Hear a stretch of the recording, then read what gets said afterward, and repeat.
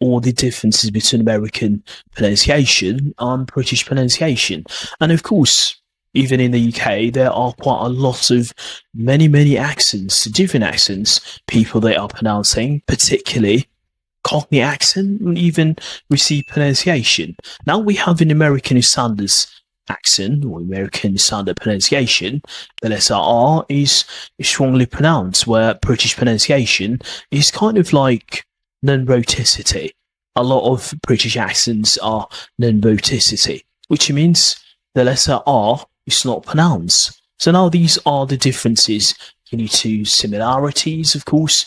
I think there are quite a lot of differences that you need to be aware of if you want to learn whatever accent you want to learn.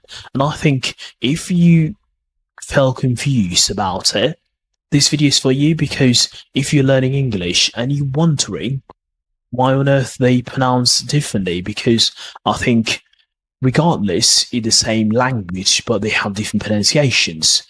Should I speak American pronunciation or British pronunciation? American accent or American or British pronunciation? Why do they sound differently, even when they use the same language, the same words? And I think in this video, I want to reveal with you one of the most common factors. Today, I'll be breaking down kind of like the key pronunciation factors, the key pronunciation differences between British pronunciation or British English and American pronunciation or American English. And I think in the way that it's very fun and easy, and I would say these are the practical tips that can help you to master whether that you're working in American or British pronunciation.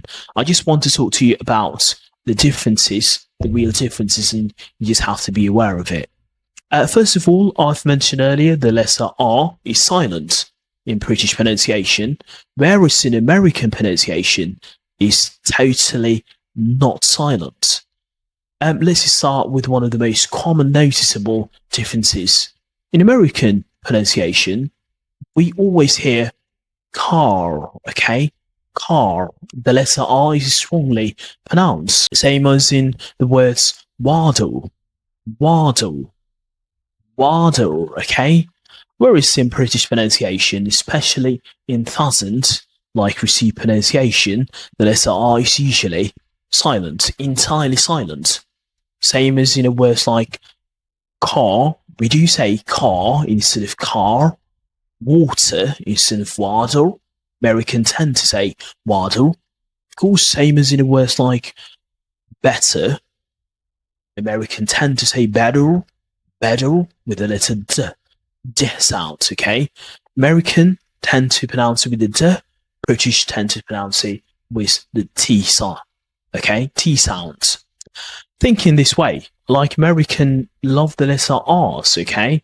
The British not too much. And I would say the famous flap T, and I think even like kind of ever heard that Americans say better instead of better, that's called flap T. And in British, we call it the hard T, better, better, rather than better, okay? The American, they tend to sound it with a D sound, a soft D sound. British tend to say better with a hard T, better, better. So have you noticed better, better, rather than better, better and better? We have got the words city, city, okay? City instead of city or whatever they say.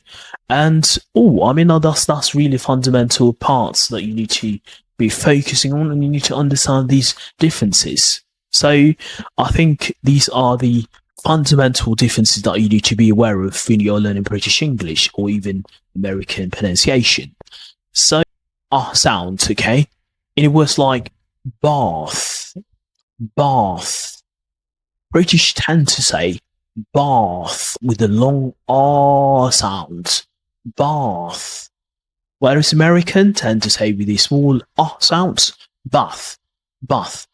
Same as in a words like laugh, laugh. Are you having a laugh? Laugh, bath, bath, laugh. Listen carefully. Same as in the words like glass, glass of water, glass of water. Americans tend to say glass with a small R sound. And even I think like in the UK at the moment, there are quite a lot of people here, particularly people who they don't have kind of, in terms of received pronunciation, there are people who they do pronounce the same as Americans. And I say it's not just a lot of people in the UK, they speak with the received pronunciation. You will see people, they say bath and laugh with the long R sounds. These are normally people who kind of, they have an RP accent, which is the kind of the standard British accent, which is like kind of a very, very important accent to learn if you want to learn British accent. And I think this is same as in American pronunciation. They totally say pass and glass, okay? It's like t sounds, okay? And yeah sounds. British English often, they add soft Y after the letter T. I think like basically, but the point I'm trying to make is like, now normally you might hear in British English, they say Tuesday, Tuesday, YouTube, YouTube, sh sound, okay?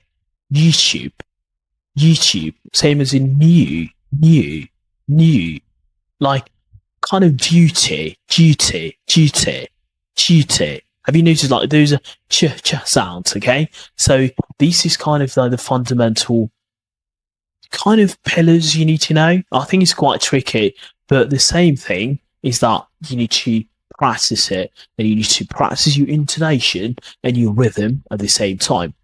And I would say if you are watching the kind of the American TV shows, the British TV shows, and I think it's just important that you focus on your intonation and rhythm at the same time. This is one of the music, not a grammar. This is kind of like in British English, you often have more kind of intonation and rhythm because it's more of a falling and raising tones. American English tend to have a flutter, especially in casual speech, but sometimes has more kind of like upper speaks, like at the end of a sentence. For example, in British, people tend to say, I'd like cup of tea, I'd like cup of tea, I'd like cup of tea. American, I'd like cup of tea, I'd like cup of tea. American tend to say differently, but I would say the way you stress it and the way you kind of how you rhyme is different. That's how intonation, it plays a massive part. Some words have different stressed syllables depending on the accent. And for example, let's say, for example, in words like adult, in British they say adult, and adult, adult, adult, adult, adult, adult, okay? Same as in words like garage, garage, or garage, garage, garage. It depends how you want to say it. Of course, we have in words like advertisement. Americans tend to say advertisement.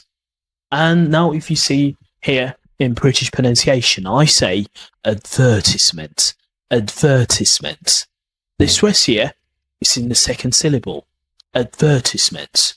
The first syllable is a stress. In British English, the second syllable is a stress.